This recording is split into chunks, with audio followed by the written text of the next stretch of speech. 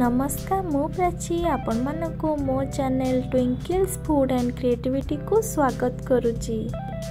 आज मु आपण मानको पई घरे तैयारी टेस्टी एवं डेलीशियस क्षीर पोटल कुर्मार रेसिपी नहीं कि आसीची।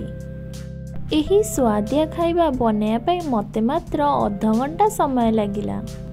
एही वीडियोटी को लास्ट जाए देखंतु। वीडियोटी भल लगिले लाइक कमेंट शेयर सब्सक्राइब करि नियंतु। एबे चलंतु रेसिपी स्टार्ट करिबा। क्षीर पोटल कुर्मा पे मु एटी पोटल 6टा चोपा छड़े धोईकी काटी नेछि। क्षीर मु एटी 2 कप र नउछि। मु एटी किछि मसला बाटी की नेछि। मसला रे नेछि काजू पोस्त कंचा लंका जीरा। एबे काटी की रखिथिबा पोटल को लूण दिहरे मैरिनेट करनबा। ताको भल भाबरे गोळेई नबा। तापर याको फ्राई करिबा। गैस ऑन करिकी कढ़ाईटी को बसई नेछि। ता धरे रिफाइन तेल ऐड करछि। जेहेतु मु साधा रे करिबी किछि रसुण की प्याज दउनी। किछि समय परे तेलटी गरम हो जाइछि। एबे एथिरे लूण दिहरे गोळी की रखिथिबा पोटल गुडी को फ्राई करि नबा। मीडियम फ्लेम रे ए सब पोटल को भल भाव रे फ्राई करिबा। एबे घोड़ी नबा पोटल को ताकि भल भाव रे ये पोटल सिझी जाओ। देखंतु एबे पोटलटी भल भाव रे सिझी जाइछि। एबे पोटल को एपट सेपट टे करि दबा ताकि आर पाख भी भल भाव रे सिझी जाओ बा फ्राई भी हे जाओ।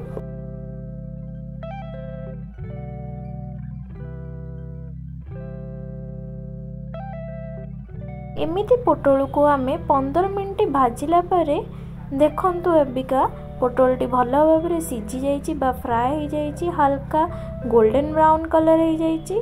एबे आमे याकू कढ़ाई रु प्लेट को बाहर कर दबा।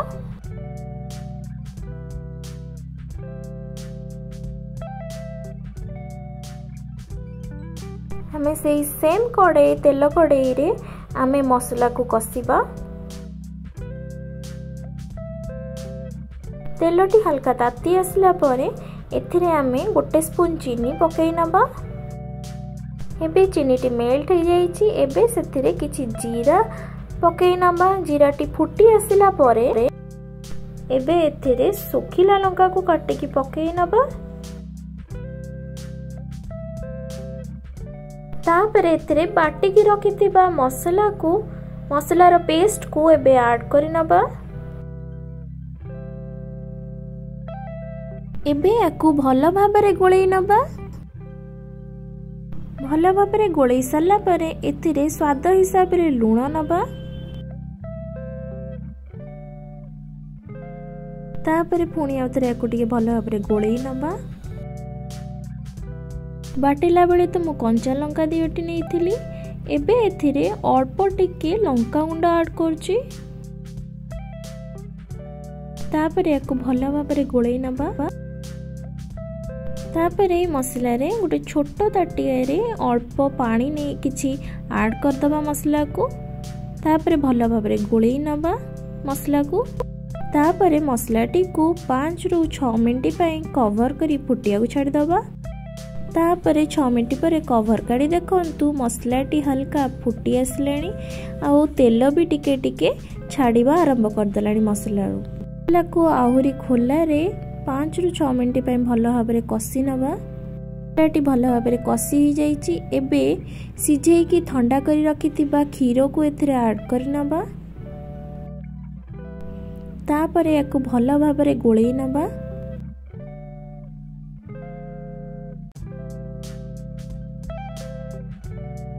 भल भाव रे मसला दिहरे क्षीरटी गोळेई सारला परे एथिरे भाजी की रखिथिबा पोटल गुडी को ऐड करि नबा।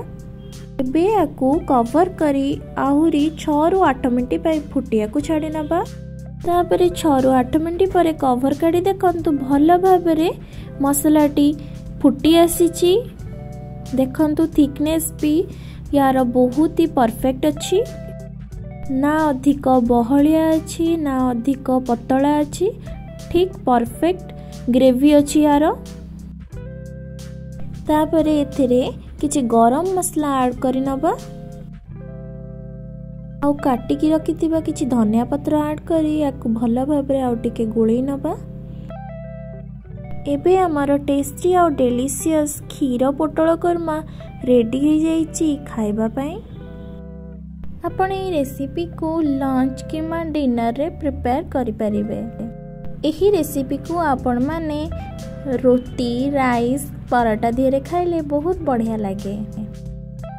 आपण माने भी एही रेसिपी को घरे बनांतु, केमिति लागिला कमेंट करी निश्चय जणाइबे। आउ आगु को एही नुआ नुआ इंटरेस्टिंग रेसिपी रो वीडियो देखिबा पई चैनल टी को सब्सक्राइब करि नियंतु एवं साइड रे थिबा बेल आइकन को मध्य क्लिक करि नियंतु। रहुछि देखा बा आउ गोटे वीडियो रे। Thank you.